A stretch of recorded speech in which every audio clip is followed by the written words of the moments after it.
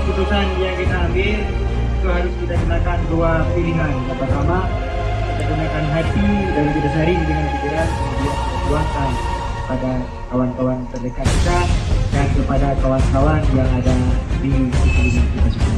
Jadi jangan pernah membiarkan pelacuran di Aceh ini. Jika kita biarkan pelacuran di Aceh, pernikahan pasti akan terganggu. Jadi ketika kita membiarkan pelacuran politik, akademisi juga akan terganggu.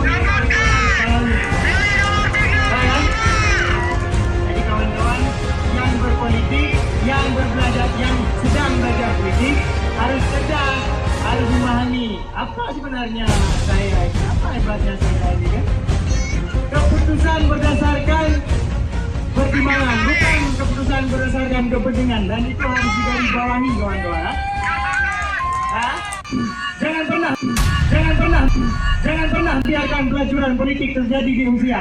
Jika biarkan politik pelacuran di usia, akademisi pasti akan terganggu. Dan garis bawahi itu akan terjadi.